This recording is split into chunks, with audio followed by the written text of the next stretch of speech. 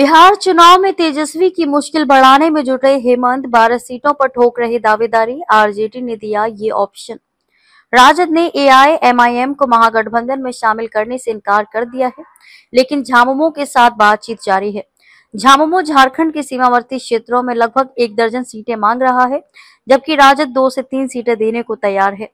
राजद झामुमो को कम सीटें देने के लिए बिहार में उसके पुराने चुनावी प्रदर्शन का हवाला दे रहा है। महागठबंधन में सम्मिलित होने की एआईएमआईएम की अपेक्षा को राजद दरकिनार कर चुका है, लेकिन झामुमो से उसकी बात अभी बेपटरी नहीं हुई है। राजद झारखंड में झामुमो के नेतृत्व वाली सरकार में साझेदार भी है। इसी आधार पर झामुमो झारखंड के सीमावर्ती लगभग 1 दर्जन सीटें मांग रहा। राजद उसे 2-3 सीटों पर मनाने के प्रयास में है। बिहार में दावेदारी के संदर्भ में पिछले दिनों झामुमो द्वारा सार्वजनिक रूप से बयान दिए गए। उन बयानों में इतनी एहतियात जरूर बरती गई कि संदेश महागठबंधन के विरुद्ध ना जाए। झारखंड में साझेदारी के लिहाज से ये जरूरी भी था। उन बयानों के साथ ही अंदरखाने बात भी शुरू हो गई, जो अब किसी निष्कर्ष पर पहुंचने के निकट है।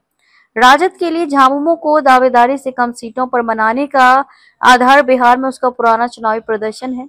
झामुमो को अब तक मात्र 1 बार चकाई में जीत मिली है। पिछली बार तो कटुता इस स्तर तक बढ़ी कि राजद पर राजनीतिक मक्कारी का आरोप लगाते हुए झामुमो ने 7 सीटों झाझा, चकाई, कटोरिया, धमदाहा, मनिहारी, पीरपैंती, नाथनगर पर प्रत्याशी उतार दिए।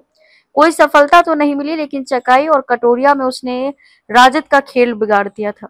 महागठबंधन पिछली बार मात्र 15 सीट और 11,150 मतों के अंतर से सत्ता से चूक गया था। इस बार राजद का पूरा प्रयास है कि पुरानी किसी भी चूक को दोहराने से बचा जाए। इसके लिए सहयोगी भी ठोक बजाकर तय किए जाएंगे और सीटों पर समझौता भी समीकरण का गुना गणित लगाने के बाद ही होगा।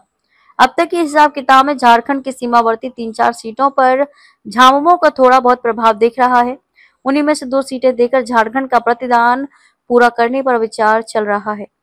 सभी वीडियो को देखने के लिए चैनल को सब्सक्राइब करें, बेल आइकन को दबाएं, वीडियो को लाइक और शेयर जरूर करें। धन्यवाद।